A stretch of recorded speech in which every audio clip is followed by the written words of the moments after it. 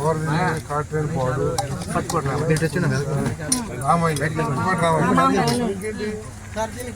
Sir ఈ ప్రతిపాటి రామయ్య అన్న గారు వేరే వాళ్ళకి రిజిస్ట్రేషన్ చేశారు. అదే చేసింది వీళ్ళు ప్రతిపాటి రామయ్య తాలూకా మీరు ఏమవుతారు? ఎవరు చేస్తే చెల్లదుగా వాళ్ళు లేరు కదా దాంట్లో. సాగులు ఎవరున్నారు?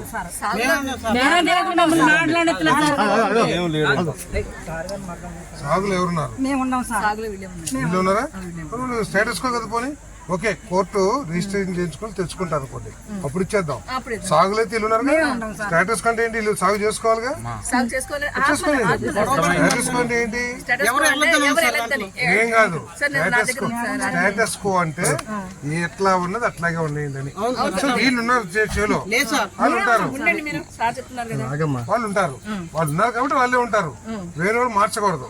రేపు ఏదైనా కోర్టు జడ్జిమెంట్ వాళ్ళకి వచ్చిందని అనుకోవాలి, వాళ్ళకి ఇచ్చేయండి భూమి. ఓకే, ఇప్పుడు మీకు పట్టా ఉంది. నెంబర్ 1, ఈ రామయ్య గారి తాలూకానే వీళ్ళు వాళ్ళ లీగల్ హెయిర్సే ప్రైమా ఫేసి కేసు. తర్వాత వాళ్ళే భూమిలో ఉన్నారు, వ్యవసాయం చేసుకుంటున్నారు, మీరే దాన్ని ఆధారపరుస్తున్నారు. సో ఇంకా దీనికి మించి ఏం కావాలి? అది కాదు కదా, న్యాయం ధర్మం ఉండాలి. ఇక్కడ తీసుకురా, చూపించుకో చూపించమ్మా. చూపించి నీకేం పట్టా ఇచ్చారా? మేడమే చెప్తే వీళ్ళు దాంట్లో ఉన్నారంటున్నారు, పట్టాదే అంటున్నారు, లేదంట కదా.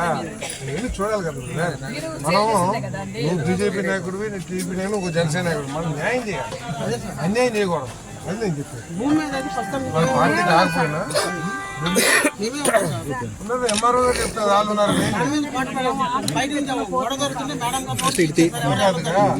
అంత చేసుకుంటారు.